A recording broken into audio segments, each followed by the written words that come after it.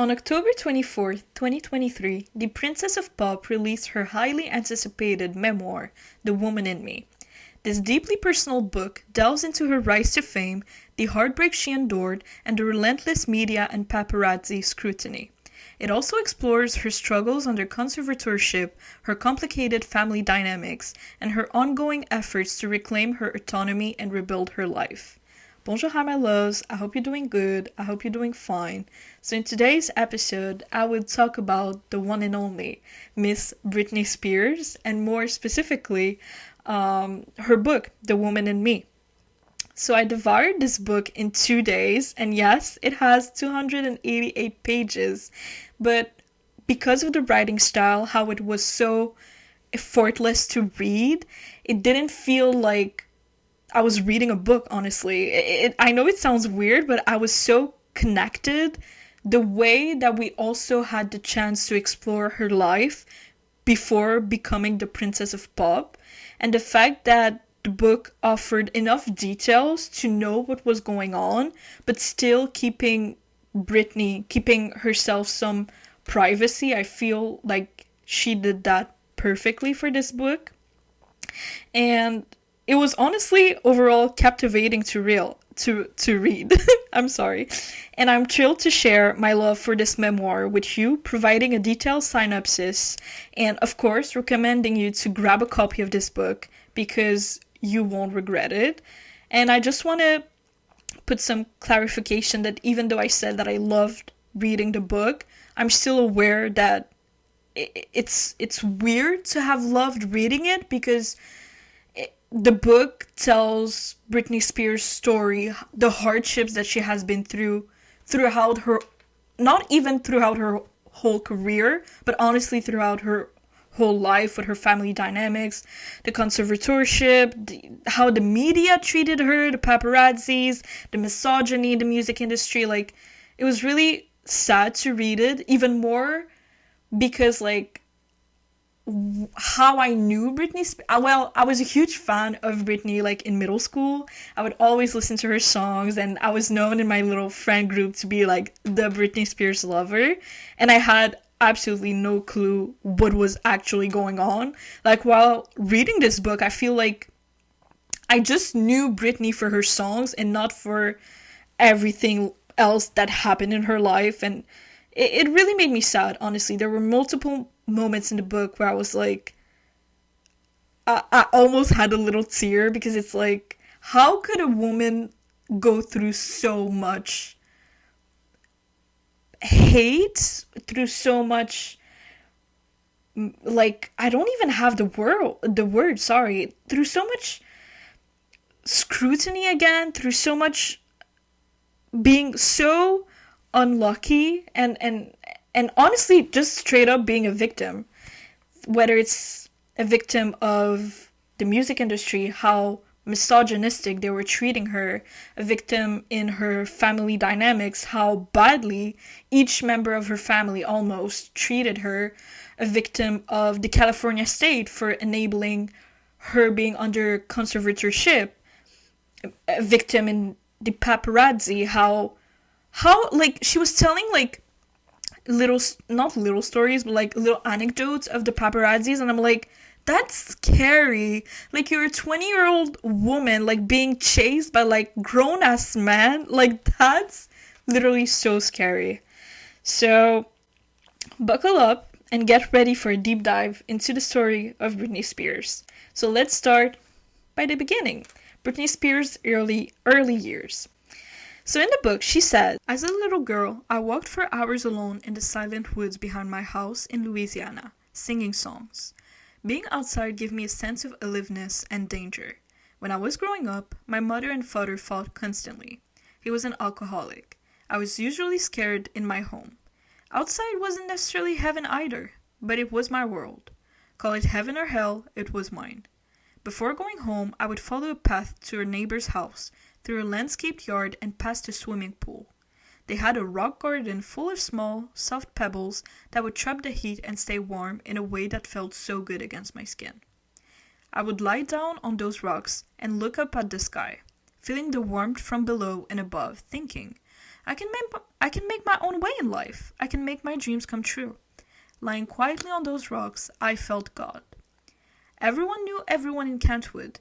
Doors were left unlocked, social lives revolved around church and backyard parties, kids were put in matching outfits, and everyone knew how to shoot a gun. We had the little brick house with green stripped wallpaper and wood paneling. As a girl, I went to Sonic, rode go-karts, played basketball, and attended a Christian school called Park Lane Academy. The first time I was truly touched and got shivers down my spine was hearing our housekeeper singing in the laundry room.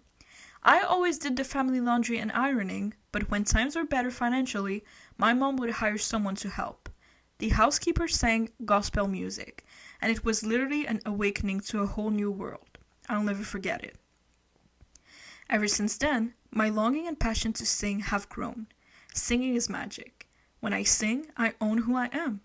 I can communicate purely. When you sing, you stop using the language of, "Hi, how are you?" You're able to say things that are much more profound. Singing takes me to a mystical place where language doesn't matter anymore, where anything is possible. All I wanted was to be taken away from the everyday world and into that realm where I could express myself without thinking. When I was alone with my thoughts, my mind filled with worries and fears, music stopped the noise, made me feel confident, and took me to a pure place of expressing myself exactly as I wanted to be seen and heard. Singing took me into the presence of the divine. As long as I was singing, I was half outside the world. I'd be playing in the backyard like any kid would, but my thoughts and feelings and hopes were somewhere else. Singing bridged reality and fantasy, the world I was living in and the world that I desperately wanted to inhabit. The saddest part to me was that what I always wanted was a dad who would love me as I was. Somebody who would say, "I just love you. You could do anything right now. I still love you with unconditional love." My dad was reckless, cold, and mean with me. But he was even harder on Brian, her older brother. He pushed him so hard to do well in sports that it was cruel. Brian's life in those years was much rougher than mine because our father put him through the same brutal regimen June, her father's father, had pushed on him. Brian was forced to do basketball and also football, even though he wasn't built for it.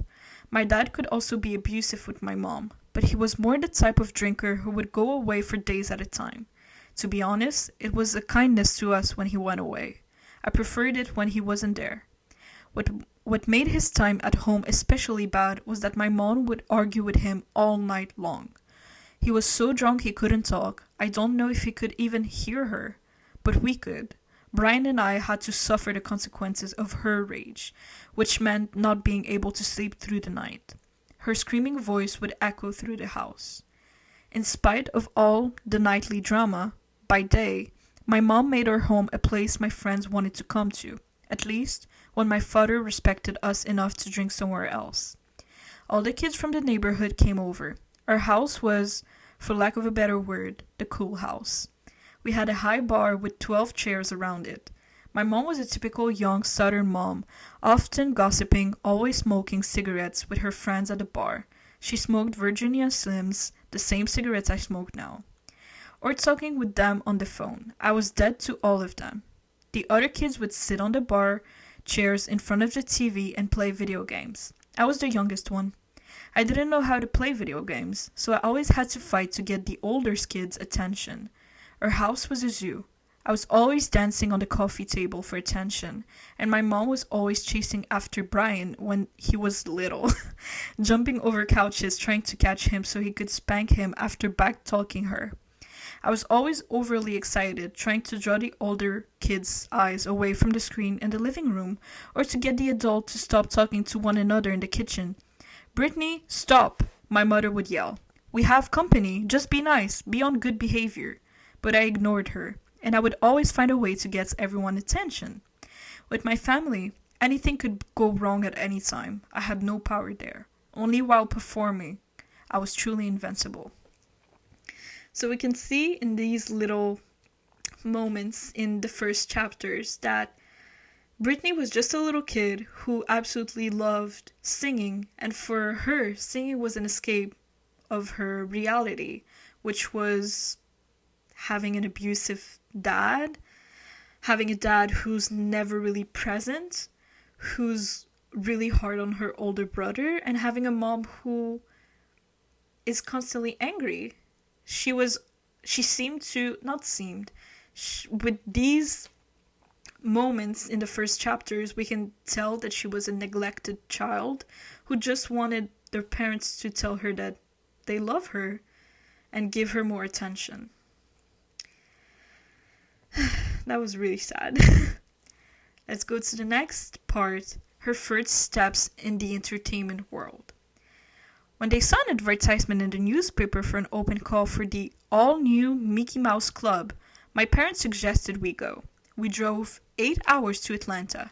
There were more than 2,000 kids there. I had to stand out. A girl from Pennsylvania named Christina Aguilera and I were told we hadn't made the cut, but that we were talented.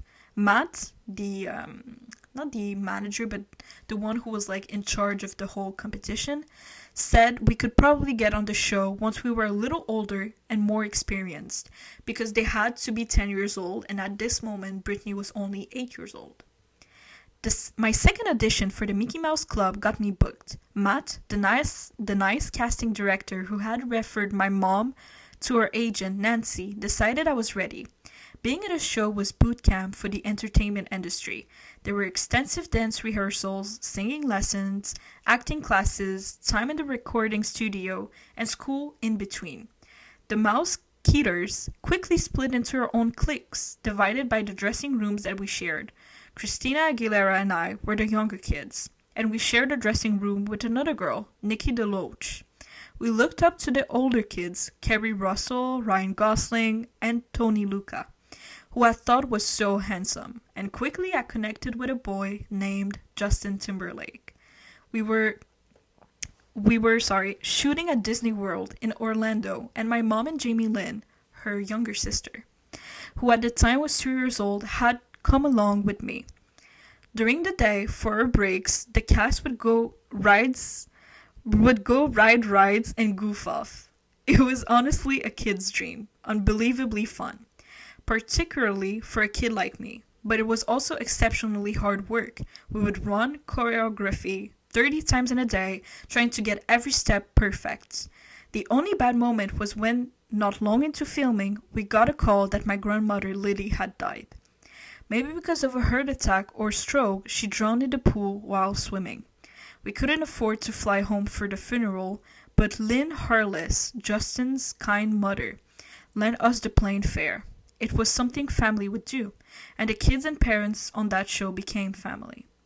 The Mickey Mouse Club was a terrific experience. It got my feet wet in TV performing on that show ignited me. From then on, I knew I wanted to do that. From then on, I knew I wanted to do what I did there, singing and dancing.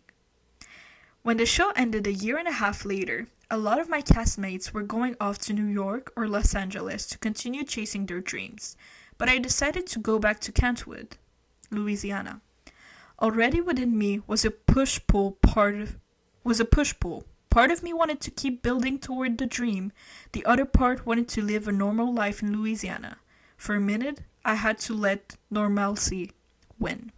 It's super cute to see that since the beginning, like, giving up wasn't in Britney Spears' DNA, and even though she wasn't accepted the first time in the Mickey Mouse Club, mostly just because she was 8 and the minimum age was 10 years old, she still fight enough and she still was persistent enough to audition the second time and get accepted. And to see that she really loved dancing, singing, and performing since the beginning even of her career is really adorable. Now let's talk about how she became the Princess of Pop. So she flew to Sweden to record with the one and only Max Martin. But I barely registered the difference between there and New Jersey. I was just in another booth. Felicia, her manager, would come in and say, "Do you want some coffee? Let's go take a break." I would shake her off. I worked for hours straight. My work ethic was strong. I would never come out. If you knew me then, you wouldn't hear from me for days. I would stay in the studio as long as I could. If anyone wanted to leave, I'd say I wasn't perfect. The night before we recorded Baby One More Time, I was listening to Soft Cell's Tainted Love and fell in love without sound. I stayed up late so that I'd go into the studio tired, my voice fried. It worked! When I sang, it came out gravely, in a way that sounded more mature and sexier. Once I felt what was happening, I became so focused on the recording. And Max listened to me. When I said I wanted more R&B in my voice, less straight pop, he knew what I meant and he made it happen. That's probably the moment in my life when I had the most passion for music. I was unknown, and I had nothing to lose if I'd messed up. There is so much freedom in being anonymous. I could look out at a crowd who'd never seen me before and think, you don't know who I am yet. It was kind of liberating that I didn't really have to care if I made mistakes. I was 16 when on October 23rd, 1998, the Baby One More Time single hit the stores. The next month, the video premiered and suddenly, I was getting recognized everywhere I went. On January 12, 1999, the album came out and sold over 10 million copies very quickly. I debuted at number 1 on the Billboard 200 chart in the US. I became the first woman to debut with a number 1 single and album at the same time. Things were moving fast. I toured with NSYNC, including my old Mickey Mouse Club friend, Justin Timberlake, in tour buses. I became a regular on MTV's Total Request Live. Rolling Stone sent David LaChapelle to Louisiana to shoot me for the April cover story, Inside the Heart, Mind, and Bedroom of a Teen Dream. When the magazine came out, the photos were controversial because the cover shot of me in my underwear holding a Teletubby played up how young I was. My mother seemed concerned, but I knew that I wanted to work with David LaChapelle again. I had a hard time being as carefree as he seemed. I couldn't help but notice that the questions he got asked by talk show hosts, talking about Justin Timberlake, were different from the ones they asked me. Everyone kept making strange comments about my breasts, wanting to know whether or not I'd had plastic surgery. I was breaking records, becoming one of the best-selling female artists of all time. People kept calling me the Princess of Pop. I just danced my heart out on the award show. I never said I was a role model. All I wanted to do was sing and dance. The MTV show host kept pushing. What did I think of the commenters telling me I was corrupting America's youth? Finally, I said, some of them were very sweet, but I'm not the children's parents. I just gotta be me. I know there are going to be people out there. I know not everyone's gonna like me. It shook me up, and it was my first real taste of a backlash that would last years. It felt like every time I turned on an entertainment show, yet another person was taking shots at me, saying I wasn't authentic. I was never quite sure what all these critics thought I was supposed to be doing, a Bob Dylan impression? I was a teenage girl from the South. I signed my name with a heart. I liked looking cute. Why did everyone treat me, even when I was a teenager, like I was dangerous? Meanwhile, I started to notice more and more older men in the audience, and sometimes it would freak me out to see them leering at me, like I was some kind of Lolita fantasy for them, especially when no one could seem to think of me as both sexy and capable, or talented and hot. If I was sexy, they seemed to think it must be stupid. If I was hot, I couldn't possibly be talented. When Oops, I Did It Again came out, I was a household name and in control of my career. Around the time of my first world tour for Oops, I was able to build my mom a house and settle my father's debt. I wanted to give them a clean slate. One of my happiest moments on tour was playing the music festival Rock in Rio in January 2001.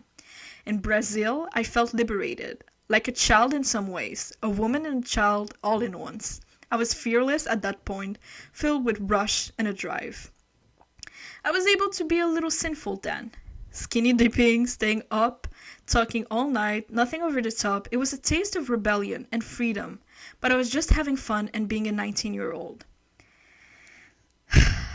It's crazy how, even if you're the motherfucking Britney Spears, back then being called the Princess of Pop, still getting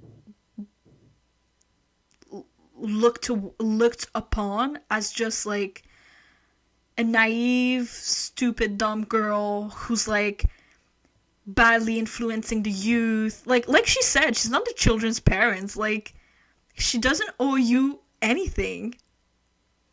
And the fact that from the beginning of her career, there was misogyny towards her, which is fucking crazy. Like, when I read these chapters, I was like, what the hell is going on? But at the same time, I was so surprised because, again, the way that I knew Britney Spears was in middle school and I was just listening to her songs. And I'm born in 2001, so when she was starting out her career and stuff, I wasn't born. So in middle school, I was just listening to her songs. But when I read the book, I was like, wait, it may sound stupid, but I didn't realize that she became the princess of pop literally from the beginning of her career. Like, that surprised me. And I didn't know that her first single ever was Baby One More Time. Like, how fucking iconic is that? And for those who are watching the video portion of this podcast, I am dressed like she was dressed in the Baby One More Time music video. But like, it's so sad to think that during this time, she was being the icon that she was and still is, but at the same time, because of the attention that she was gaining, of course, not of course, but sadly, the negative attention had to come too. Let's talk about her relationship with Justin Timberlake. Be ready, because it's a roller coaster of emotions. So Britney Spears and Justin Timberlake's relationship was one of the most high-profile and scrutinized romances of the early 2000s. Both were teen sensations, having risen to fame as members of the Mickey Mouse Club, and the romance captivated fans worldwide. From red carpet appearances to chart-topping hits, they were pop royalty. But behind the glamorous public image was a relationship filled with emotional complexity, betrayal, and heartbreak. One of the most memorable and now iconic moments of the relationship came in 2001 when Britney and Justin attended the American Music Awards in matching denim outfits. The image of them in head-to-toe denim became a symbol of early 2000s pop culture. Britney looks back on that moment with a mix of humor and disbelief. I still can't believe that Justin was going to wear denim and I said, we should match. Let's do denim on denim. I get that it was tacky, but it was also pretty great in its way. And I am always happy to see it parodied as a Halloween costume. Yet, beneath these iconic moments, their relationship was far from perfect. Britney reveals that she had suspicions of Justin's infidelity multiple times. There were a couple of times during a relationship when I knew Justin had cheated on me, especially because I was so infatuated and so in love, I let it go, even though the tabloids seemed determined to rub it in my face. One particular instance was when Justin was photographed with one of the members of All Saints in a car while NSYNC was in London in 2000.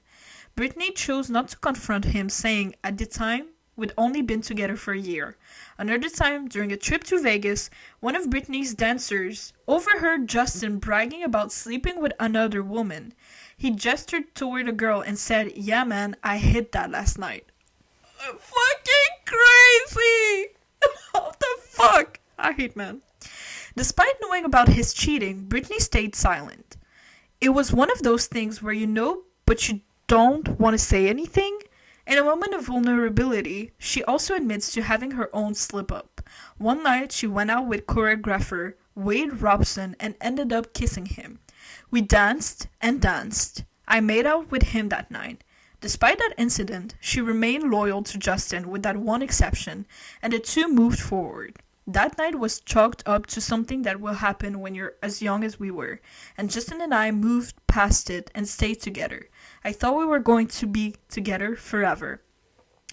I don't know if some of y'all are thinking this right now, but like you're probably like, oh, but Britney cheated too. Okay, that's bad. I'm not saying it isn't, but just be aware that Justin cheated multiple multiple times with different women. So her cheating one time and only kissing the guy, it's not as bad as Justin's cheating multiple times. It's still bad for the both of them, but it's not comparable. That's what I'm trying to say. The relationship took another significant turn when Britney found out she was pregnant with Justin's baby. For her, it wasn't a tragedy, but an expected development. I love Justin so much. I always expected us to have a family together one day. This would just be much earlier than I anticipated. However, Justin didn't share her feelings. Justin definitely wasn't happy about the pregnancy. He said we weren't ready to have a baby in our lives, that we were way too young. Faced with his reluctance, Britney felt she had no other choice but to agree to an abortion. I wouldn't want to push him into something he didn't want. Our relationship was too important to me. It's super sad to know that if it was just up to Britney, she would have kept the baby 100%. But she just loved Justin so much, and him not wanting to be a father at all, which he has totally the right to not wanting to be a dad. But because she loved him so much, she was like, okay, I want to get the abortion, which is... It's sad to think that if it was up to her, she would have kept the baby. And it's sad to think that she, for the rest of her life, would live with this feeling and with the consequences that an abortion has on your body, on your mental state. And it really made me sad, because it wasn't fully like her decision to have an abortion. And the next paragraph is kind of hard to read. Her talking about the abortion in general. So get ready. The abortion was an incredible, painful experience for Britney, both physically and emotionally. The procedure was done in secret at home, with only Justin and her assistant Felicia by her side. On the appointed day, with only Felicia and Justin there, I took the little pills. And you're probably wondering, why didn't she go to the doctors and stuff? It's because they were Britney Spears and Justin Timberlake. She didn't want the media to be aware of that. She didn't want the paparazzis to take pictures of them, and they wanted to keep that as a secret as much as possible. And in her book, she's telling this moment and still being aware that doing an abortion at home without any medical guide is super dangerous, and that she wouldn't, like, she's not saying that so people could think that it's okay to do it at home, because it really isn't, and it could have gone so much worse for her and her health in general. I took the little pills. Soon I started having excruciating cramps. I went into the bathroom and stayed there for hours, lying on the floor, sobbing and screaming. I laid there wondering if I was going to die. The pain was unbearable, but Britney also recalls how emotionally isolating the experience was. They didn't take me to the hospital. Listen to that. Justin came into the bathroom and laid on the floor with me, strumming his guitar, trying to comfort me. All in Justin's head in this moment was like, oh, I'll bring my guitar and sing her a song. Excuse me? This is crazy. She doesn't fucking need you to sing her solo. Like, she just needs to... I bet she just needed him to hold her hand and, like, give her, like, encouragement words. I don't know, but, like, singing? What did he sing? What did he sing? An exclusive NSYNC, like, secret performance of their new song. Like, that's insane! And I get that he was young, too, back then. He was around 22 years old. But, like, common sense. Common sense doesn't have an age. Crazy. Even though they tried to move forward, their relationship couldn't survive the mounting tension. Justin's behavior began to change when he started working on his solo album, Justified. Britney sensed the shift and believed it was because he was using the relationship as material for his music. When Justin began making his first solo album, he started being very standoffish with me. I think that was because he decided to use me as ammunition for his record.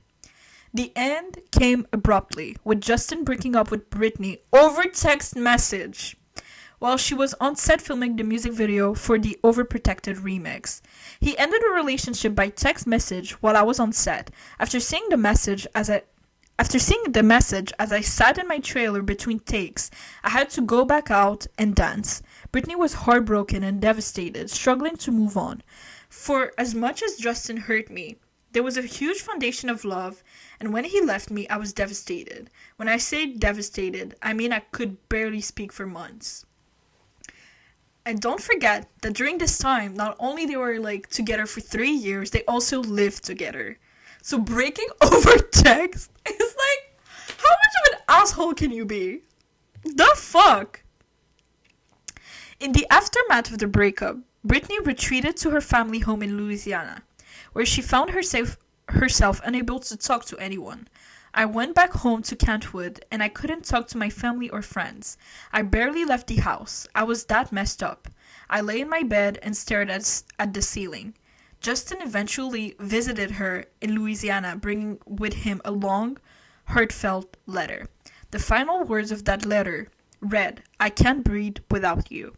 Britney reflects on how much those words mirrored her own feelings, though even after his visit she couldn't bring herself to speak to him or anyone else. Reflecting on that painful period, Britney says it was a turning point in her life, a moment when she felt both like she was growing up and becoming more vulnerable, yet also retreating emotionally. Life in Louisiana had passed me by. I felt like I had no one to talk to. Going through that breakup, I realized that I was technically growing up, becoming a woman. And yet, honestly, it was almost like I went backward at the same time and became younger in my mind. Britney and Justin's relationship may have been glamorous on the outside, but it was filled with deep emotional struggles behind the scenes. From infidelity and heartbreak to profound loss, their love story left an indelible mark on Britney's life and career. That was Justin Timberlake's part. What makes me even more sad is throughout the book, even after like her talking about like her relationship with Justin and stuff, you can see how much it shook her, how much their relationship meant a lot to Britney. And it's normal. Like, I guess it's her first real adult relationship, the first time she was really in love. And it honestly like made me so sad. And she was honestly super kind about Justin Timberlake in her memoir. Like, if it was me, I would have been a pity-ass bitch. But, yeah. And it also, like, made me scared for me when I get into my first relationship. Like, ugh! Nightmare. I hope I don't get with a Justin Timberlake. I hope I don't get with a man that's like Justin Timberlake. Like, please, God. Can I have, like, a nice boy? A nice guy who's super kind. Anyways, let's talk about the misogyny in the music industry. Soon after my return to the limelight, Justin Timberlake was gearing up to release his solo album, Justified. On a 2020 interview with Barbara Walters, he played an unreleased track called Don't Go, Horrible Woman, that seemed to be aimed directly at me. The lyrics were clear. I thought our love was so strong, I guess I was dead wrong, but to look at it positively, hey girl, at least you gave me a song about another horrible woman. Shortly after, the video for Cry Me a River, was released, depicting a woman who bore a striking resemblance to me, cheating on him while he wandered around heartbroken and alone. The media narrative painted me as a harlot who had broken the heart of America's golden boy, while in reality, I was in Louisiana grappling with my own pain as he paraded around Hollywood.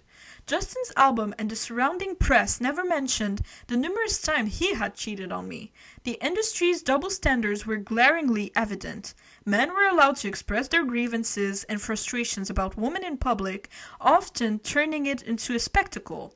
This was especially true during that era, with the hip-hop world thriving on revenge narratives like Eminem's Kim, which centered around violent retribution against women. I was caught in the crossfire of a media frenzy that favored Justin's version of events, leaving me without a platform to voice my side. The misogyny in the music industry was rampant. Justin's revelation and the subsequent media storm left me feeling publicly shamed. I couldn't escape the scorn that followed me whenever I went. Even at public events like Lakers game, I was met with boos. His announcement of our sexual relationship, which was meant to highlight me as a liar and hypocrite, actually helped me in a way. While my management had long tried to present me as pure, eternal virgin, Oprah inside that your sexuality is no one else's business resonated with me. The focus on my body and virginity overshadowed my accomplishments as a musician. Justin's candidness about our relationship liberated me from this imposed narrative, allowing me to be seen as a woman rather than a commodity. The industry had a narrow view of how women should behave. You could be a diva, professional, or just nice. I had always tried to please everyone, my parents, my audiences, and the industry. Reflecting on my early career, I realized I had absorbed a passive model from my mother's experiences. I wished for a mentor to guide me in reclaiming my power and confidence. Madonna had been a beacon in this regard. She faced relentless abuse and sexism, yet managed to rise above it. Her acceptance speech for the Billboard Woman of the Year award echoed my own experiences. Blatant misogyny, sexism, constant bullying, and relentless abuse. If you're a girl, you have to play the game. What is the game? You're allowed to be pretty and cute and sexy, but don't act too smart, don't have an opinion. The male rock stars who were late to award shows and slept with many women were celebrated. Meanwhile, my every move was scrutinized. The personal pain of feeling scrutinized by both the industry and my own family, who criticized my body, added to the strain. I was expected to conform to unrealistic standards, both physically and emotionally, further exacerbating my sense of isolation and betrayal. The industry's misogyny was not just an external battle, but an internal one, reflecting how deeply ingrained these biases were in shaping not just public perception, but personal identity as well. This was so sad. This is another moment. These are other moments in the book, that were really sad to read, that even if you were being like put on a pedestal, that you are the greatest of the greatest, that you are motherfucking Britney Spears, I didn't realize how scrutinized she was, how hated she was, how much pressure she had on her shoulders to be like this perfect role model when she never claimed to be one. How many interviewers were asking her inappropriate questions about her body, her breast, if she was a virgin and not, and it must feel so horrible. And I'm happy that she shared, and I'm happy that Oprah, when I guess she was on her talk show once, and Oprah told her that this is your own body, like you don't need to like owe it to anyone. That was super cute to see, and even Madonna later on became like kind of a mentor to her. Like, damn. And the fact that also that Justin like publicly, without talking to Britney about it, just quote unquote exposed her and told the media that they had sex. And the fact that he used that, I bet, against her initially, like he wanted to hurt her, but by like kind of destroying this perfect girl image that she had, like Virgin Mary and stuff.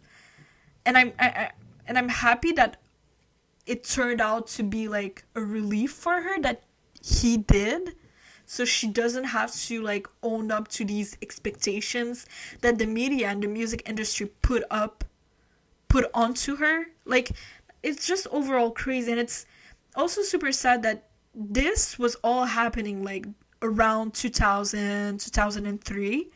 And still 20 years later, there's still misogyny in the music industry. Like, it hasn't changed. Maybe I feel like it's less, the misogyny is less abrupt on the female singers and celebrities, but still it's still super present, and it's really sad, honestly. Now it's the part where we talk about her downfall. So, in a short resume, because I didn't include it for this episode, we see that she meets Kevin, who will later on be the father of her children, and she completely fell in love with him, and he also fell in love with her. They got married, and it was perfect at the beginning. But once Kevin started to pursue more seriously music, everything changed. He became way too focused on his job, and he starting to give less importance and time to his wife, Britney Spears, and they later on divorced for other multiple reasons. So she says, looking back, I realized that both Justin and Kevin were incredibly shrewd. They knew exactly what they were doing, and I fell right into their traps. This industry is a game, and I was clueless about how to play it. I struggled with everything from my wardrobe to how I presented myself. I was a terrible dresser, still am, and I admit it. Despite my flaws, I've always been a good person at heart. I now understand that navigating this business requires a level of cunning and deliberation that I simply didn't possess. I was genuinely innocent and naive, and as a newly single mother of 2 young boys, I didn't have the luxury of perfecting my appearance before facing the relentless photographers. I made many mistakes in my youth, but I was never manipulative, just uninformed. In this chaotic period during her divorce, Paris Hilton was one of the few who showed me kindness. While Paris and I did go through a party phase together, the reality was far less scandalous than what the media portrayed. The infamous night out with Lindsay Lohan was blown out of proportion. We simply got drunk. That's it. My drug use was minimal, and certainly not as glamorous as some might think. Aside from drinking, the only substance I used was Adderall, a medication for ADHD. Adderall made me feel high, but more importantly, it offered temporary relief from my depression. It was the only thing that worked for me as an antidepressant. I had no interest in hard drugs, despite their prevalence in the music industry. They were never my thing. During my custody battle with Kevin, he painted me as a completely out of control, claiming I was unfit to be a mother. Initially, I thought it was just a tactic for the tabloids, but the reality hit hard when he kept the boys from me for weeks. The death of my aunt Sandra, who was like a second mother to me, compounded my grief. At her funeral, I cried harder than I ever had before. In February, overwhelmed by grief and separation from my children, I begged Kevin to let me see them. Jaden James, her first son, was just 5 months old, and Sean Preston, her second son, was 17 months old. I was desperate, fearing they might wonder where their mother was. The paparazzi were always there, capturing every moment of my distress. Feeling cornered and defeated, I went into a hair salon and shaved off all my hair. The public reaction was one of ridicule. Everyone laughed and mocked my appearance, including my parents, who seemed embarrassed, but no one understood that I was driven to the edge by grief. Shaving my head was my way of rejecting the world's expectations. I was tired of being judged solely on my appearance and of being seen as the perfect image everyone wanted. All I wanted was to be with my children, and the thought of missing out on time with them was unbearable. My moments of closeness with them, like napping together, were sacred to me. It felt like my family was abandoning me too. My appearance seemed to dictate how I was treated, emphasizing the superficial nature of the world around me. I was advised that going to rehab might help me regain custody, so despite feeling it was more about my emotional state than substance abuse, I went. My father's harsh words only deepened my despair. After rehab, I managed to get temporary custody with the help of a skilled attorney, but the ongoing battle with Kevin continued to erode my well-being. Amidst this chaos, my album Blackout, which I consider my greatest achievement, was released around Halloween in 2007. I was supposed to perform Give Me More at the VMAs to promote it, but I was far from ready. Everything backstage went wrong. My costume, hair extensions, a lack of sleep compounded my stress. Running into Justin backstage, I was overwhelmed with panic and self-doubt. Later that night, Sarah Silverman's comedic roast of me was brutal. Her comments included calling my children adorable mistakes were especially hurtful. At that time, I was backstage, sobbing uncontrollably, unaware of the public mockery that would follow. The press criticized both my performance and my appearance with Dr. Phil, calling it a train wreck. The only press I did for Blackout was a radio interview where the focus was on my ability as a mother rather than the album itself. This moment in the book is, I feel like I say this like often, but the whole book genuinely made me feel sad.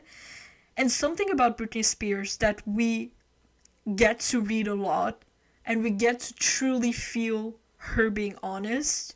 It's how much she loves her children and she would do anything for her children. And for her being a mother, like, the fact that the media and other celebrities like Sarah Silverman, the comedian, were laughing at her, calling her children adorable mistakes, it's fucking crazy. Like, who the fuck are you to say that? Like, that's insane. For those who are watching the video portion of this episode, I forgot to film this section of the memoir, but I thought that it was still super important to include it into this episode. So let's talk about, the paparazzi. So the paparazzi posed one of the most relentless dangers in my life. I hoped that by retreating from the public eye, I might eventually be left in peace, but the photographers were always there, lurking. Whether I was at home or attempting a simple trip to the store, they were constantly waiting for me. It didn't matter where I went or what was I doing, they were determined to capture every moment. Despite their intrusion, the media often overlooked the personal toll it took on me. I was hard on myself even without their added scrutiny. Though I could be spontaneous and wild at my core, I was always a people pleaser. Even in my darkest times, I was deeply affected by public perception and what others thought of me. The invasion of privacy extended into every aspect of my life, including my role as a mother. Every moment with my babies was chronicled and scrutinized. I remember driving off in an attempt to escape the relentless paparazzi with Sean Preston on my lap. Instead of being seen as a protective mother trying to shield her child, it was twisted into proof of my supposed unfitness. At the Malibu Country Mart, I was cornered by photographers who relentlessly snapped pictures while I was trapped, holding Sean Preston and crying. The intrusion felt both invasive and dehumanizing. In New York, while I was pregnant with Jaden James and carrying Sean Preston, the situation was not better. I was swarmed by photographers as I tried to navigate from a building to a car. Despite being told I had to enter the car from the other side, I was forced to push my way through a sea of cameras and shouts of "Britney, Britney," just to get inside. The constant barrage of flashes and shouts was overwhelming and intrusive, turning even simple tasks into a public spectacle. And let's not forget that back then, during the 2000s, the paparazzis were a whole other level. Like, they were super intrusive and almost like violent in like how they will shoot at you, scream you, call you names and stuff, and like really invade your privacy. And the fact that she was like, it's one thing getting paparazzied alone, but it's completely other thing, like getting paparazzis while you have your children that you don't necessarily want them to be like photographed and be like and their faces be on the media and stuff. Like it must have been so scary for her to have her two boys and like having like grown ass fucking men screaming at you just wanting pictures of you and like honestly, like, she's so strong. Let's talk about one of the saddest moments in the book, the conservatorships. My mom called me one day and said, Brittany, we feel like something's going on. We heard that the cops are after you. Let's go to the beach house. I was stunned. The cops are after me? I asked. For what? I hadn't done anything illegal. At least, nothing that I knew of. Sure, I'd had my moments of acting out, especially when I was high on Adderall, but nothing criminal. I had just spent the previous days with friends, including a sleepover with my mom, my cousin Allie, and two other girlfriends. Just come to the house, she insisted. We want to talk to you. So I went to the beach house with them. The photographer arrived soon after. The photographer was her boyfriend at the time. My mother was acting strangely when the photographer noticed. He asked, Something's up, right? I replied, yeah, something's really up. Then suddenly, helicopters began circling the house. Is that for me? I asked my mom. Is this some kind of joke? But it wasn't a joke. Moments later, a SWAT team seemingly made up of 20 cops stormed into the house. What the hell did I do? I kept shouting. I didn't do anything. I knew I'd been acting out, but nothing justified this level of intervention. Nothing that weren't impeding my entire life. I later realized that something had shifted that month since my last hospital evaluation. My father had formed a close friendship with Louise Lou Taylor, who was instrumental in orchestrating the conservatorship that would ultimately control my career. Conservatorships or guardianships are typically for those unable to manage their lives, but I was highly functional. I had just released one of my best albums and was generating substantial income, particularly for my father, who, as I discovered, took a larger salary than he paid me. He paid himself over $6 million, while others close to him received tens of millions more. Conservatorships can be temporary, lasting only as long as needed to get the person back on track, but my father wanted much more. He set up two forms of conservatorships of the person and conservatorship of the estate. The former allowed him to control my daily life, where I lived, what I ate, and whether I could drive. Despite my pleas to appoint anyone else, literally anyone off the street, my father was giving this rule. This was the same man who had frightened me as a child by talking to himself. The court deemed me demented, and I wasn't even allowed to choose my own lawyer. The conservator of the estate managed my finances, which at one point were worth tens of millions of dollars. My father, along with a lawyer called Andrew Wallet, took control. Wallet was paid $426,000 a year to manage my money, while I was forced to pay upwards of $500,000 annually to my court-appointed lawyer, whom I couldn't replace. It felt as though my father and his associates, especially Robin Greenhill from Lou's team, controlled every aspect of my life. I was treated like a criminal or predator, even though I was just a 5'4" pop singer trying to navigate my career. There were times when I needed my father and reached out, but he wasn't there.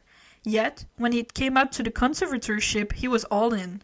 It was clear he was motivated by money. My mother, too, wasn't much better.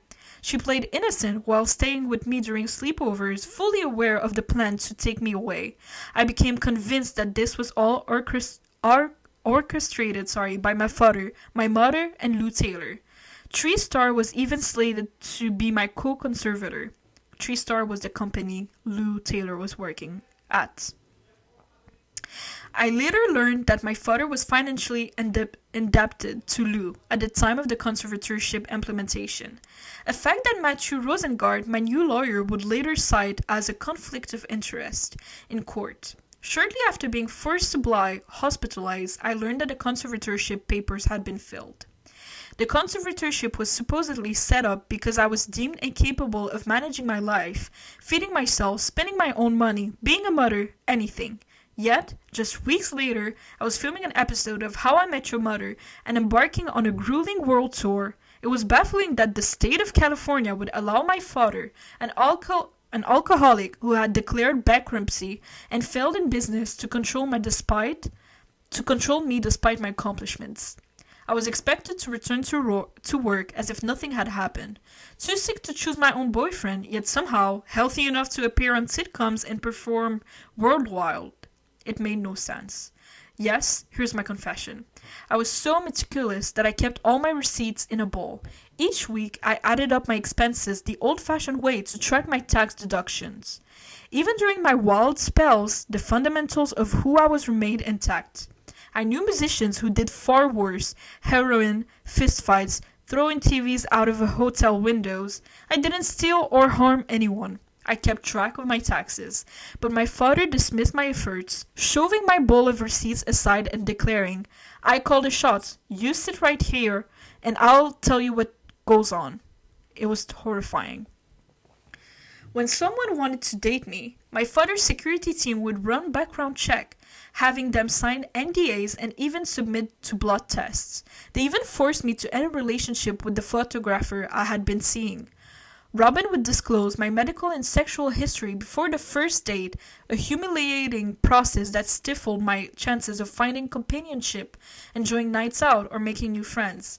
The sad truth is that after everything I went through, I was drained and frightened. After being restrained on a gurney, I realized they could control me physically at any time. I began to wonder if they intended to kill me. When my father declared, "I call the shots," I felt overwhelmed. I saw no way out, and my spirit retreated. I went on autopilot, hoping that if I played along, they'd see how well I was doing and eventually let me go. Under the conservatorship, I did nothing. I was isolated, with restricted access to my own cell phone. In my previous life, I had the freedom to make decisions and set my own agenda. But in this new life, I woke up each morning asking, "What are we doing?"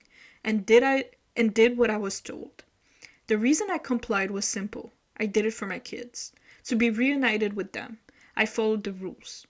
It was ecstatic to hold them again, as they slept beside me that first night. I felt whole for the first time in months. I did everything I could to see them as much as possible, paying Kevin's legal bills, child support, and more to bring them along on the circus tour. Despite my relentless schedule, which included appearances on Good Morning America, the Christmas tree lighting in Los Angeles, Ellen, and a tour through Europe and Australia, I wondered why, if I was so sick, they allowed me to be so active. The circus tour grossed over $130 million. Lou Taylor's company, TreeStar, earned 5%. Even when I was on hiatus in 2019 and money wasn't coming in, my father paid them an extra flat fee, so they received hundreds of thousands of dollars more.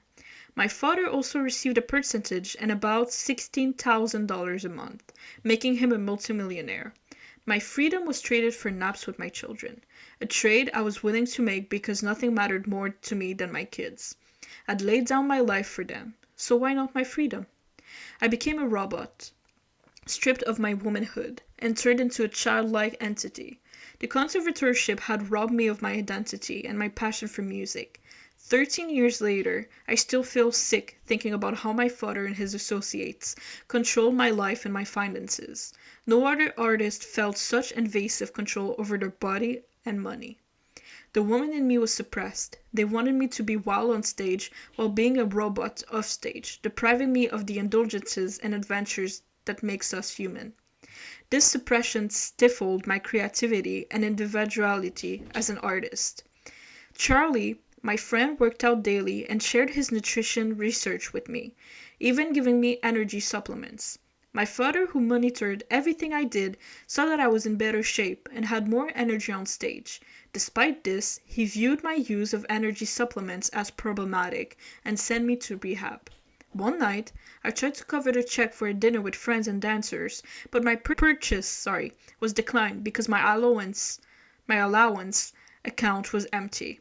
It was a stark reminder of the control they had over even the smallest aspects of my life. My allowance was $2,000 a month. $2,000 a month for Miss Britney Spears. For the amount of money that she's making, every single one of these people, they only gave her $2,000 a month. It's so sad. For years, I had been on Prozac, but abruptly, I was switched to lithium, a dangerous drug that made me lethargic and disoriented. I struggled with my sense of self and reality. The treatment reminded me of my grandmother's Jean's experience, who had been on lithium before her tragic end. I began to believe that my essence, whatever made me Britney, was no longer inside me. Surviving this ordeal felt like it was beyond my own strength.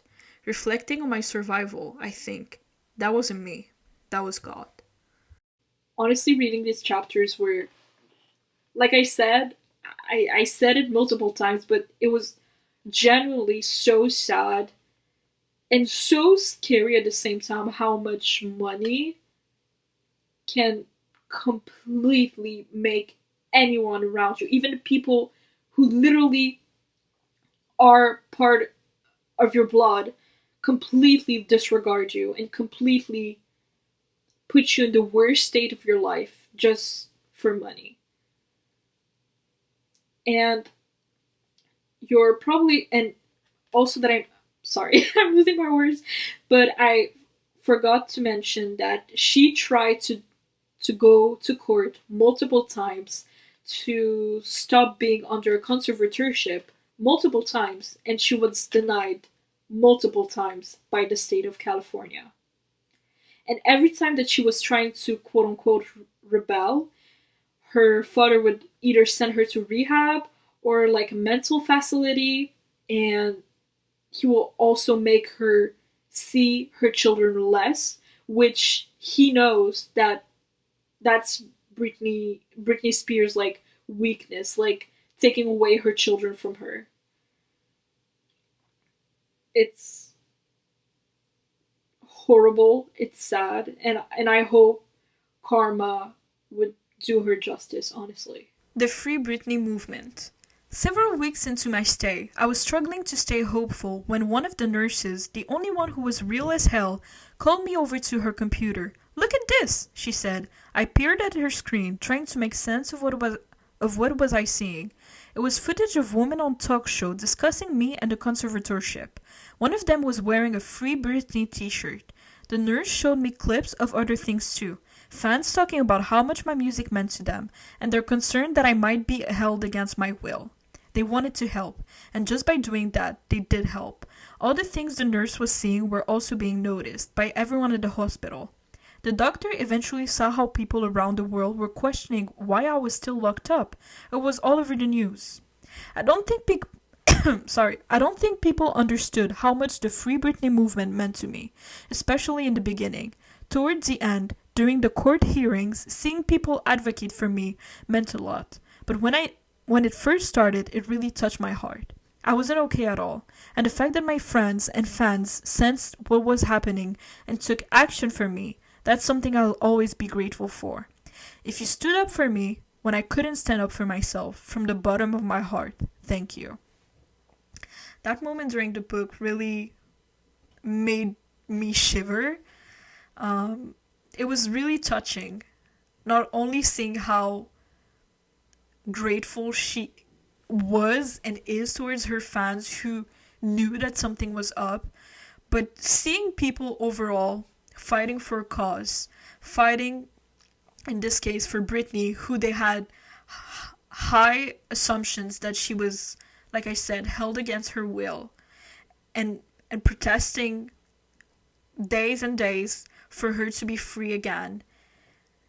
It's a beautiful thing to see, and the fact that I'm pretty sure that without the Free Britney movement, maybe she would still be in a conservatorship.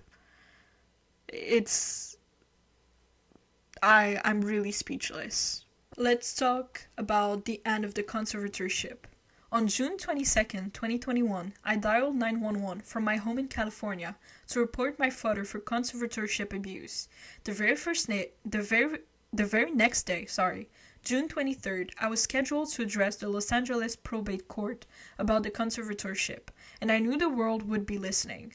Although I had rehearsed for this moment for days, the enormity of it all felt overwhelming. I had requested that the hearing be open to the public, so I was actually aware that millions of people would be hearing my voice, and as soon as I finished speaking. For the first time in what felt like forever, I began to share my story. I told the judge, I've lied and told the whole world I'm okay and I'm happy. It's a lie. I thought that maybe if I just said that enough, maybe I might become happy, because I've been in denial. But now, I'm telling you the truth, okay? I'm not happy. I can't sleep. I'm so angry it's insane. And I'm depressed. I cry every day. I continued.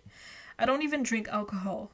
I should be drinking alcohol considering what they put my heart through. I expressed how much I wished I could stay on the phone with the judge forever, because once I hung up, all I heard were no's, which made me feel ganged up on, bullied, and alone. I put emphasis that I deserve the same rights as anyone else, including the ability to have a family and a life of my own, and thanked the judge for allowing me to speak. The judge was shocked that I had been denied from my own lawyer for so long, noting that even criminals are allowed to choose their own lawyers, and expressing his disdain for my bullying. I was relieved to see someone acknowledge my situation. Matthew, my lawyer, assured me he would first file a motion to remove my father as a conservator, and then work towards terminating the entire conservatorship. A few weeks later, on July 26th, he filed to remove my father from his role. After a significant court hearing on September 29th, my father was suspended as my conservator. The news spread so quickly that Matthew hadn't even had the chance to call me. I felt a profound sense of relief.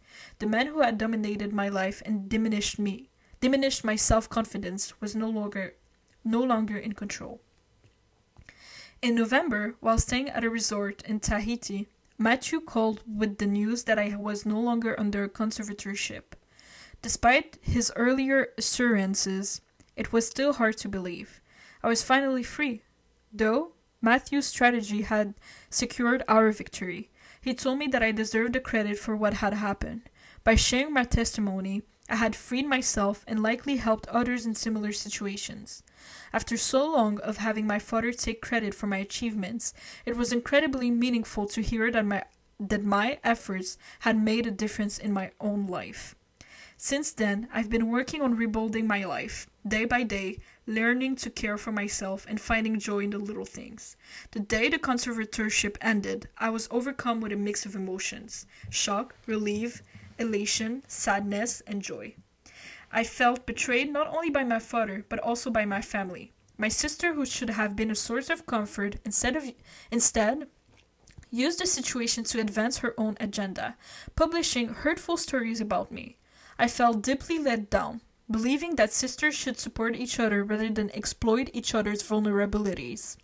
Despite understanding her own struggles and the difficulties of growing up in my shadow, I felt she didn't fully appreciate the severity of my experiences.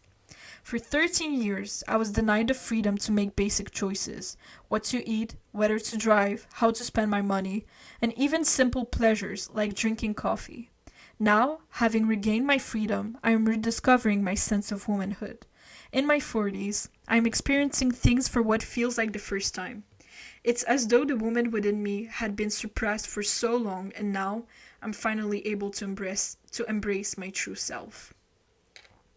Wow. Wow. The way that she, at the end, the way that she said that so beautifully, without having, like, without being angry at the world, I feel like she kind of accepted it, and is trying to just move forward and see the positive, and be able to live her life freely, to regain back her womanhood. I'm completely speechless, and this book really made me see her life and just the entertainment industry in a whole new different light. I'm really glad that I read this book, and I highly encourage you to also read this book. I've left a lot of things out. That's, like I said, a really, really detailed synopsis. And this book is a true definition of like the saying, the grass is always greener on the other side. Like us, well, I'll speak for myself, me just being a regular person, always thinking that celebrities must have so much fun doing what they love, go to explore and travel the whole world and have amazing celebrity friends and stuff, and having so much money they can buy anything they want. And still, Britney technically had that, but she also had, unfortunately,